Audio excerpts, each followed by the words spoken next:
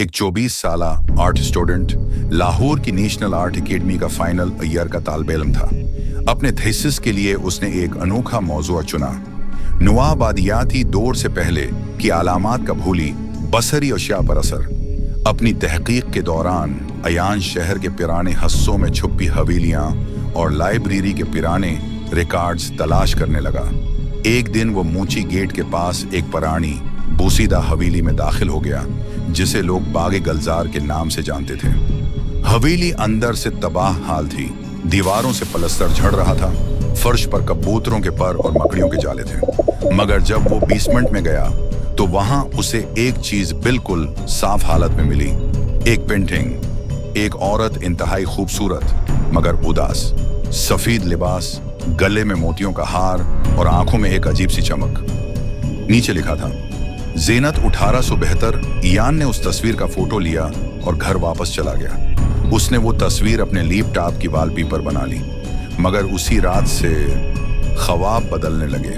पहली रात इयान ने ख्वाब में देखा कि वो एक बड़े से हाल में खड़ा है। हर तरफ शानदार झाड़, फानूस, रेशमी लिबास और सतार की धुन। बीच में एक औरत ठमरी गा रही थी और वो ज़ीनत थी।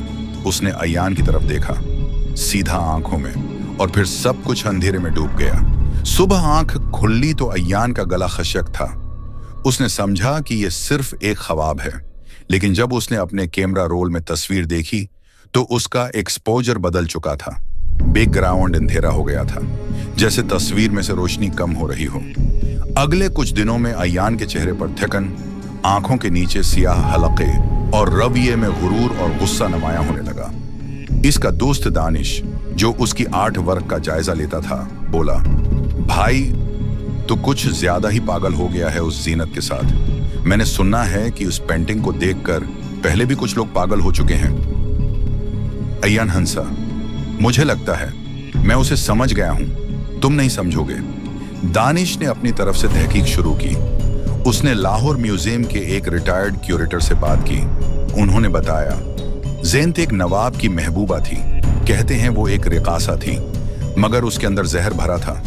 एक रात उसने महफिल के दौरान सबको जहर दे दिया और खुद को आग लगा दी, कहकर कि मुझे याद रखा जाएगा। और उस पेंटिंग को नवाब ने उसकी मौत के एक दिन बाद बनवाया था। सिर्फ एक तस्वीर बनी थी, वो भी गुम हो गई। दानिश घबरा गया। उसने इयान से कहा कि वो तस्वीर डिलीट कर दे, लेकिन इयान अब किसी और ही दुनिया में खो चुका था। उसकी डायरी में लिखा था, मैं हर रात उसकी महफिल में हूँगा, जाता हूँ, मुझे महसूस होता है कि मैं वहीं था 1872 में। शायद मैं उसी महफिल का हिस्सा हूँ, शायद मैं ही उसका इंतकाम हूँ। एक दिन दानिश ने उसे जगाया तो इयान की आंखें सुर्ख थीं। उसने कहा, ज़ीनत मुझसे बात करती है, वो चाहती है कि मैं पेंटिंग मुकम्मल करूं। एक रात दानिश इयान के घर गया और उसका लैपटॉप चेक किया।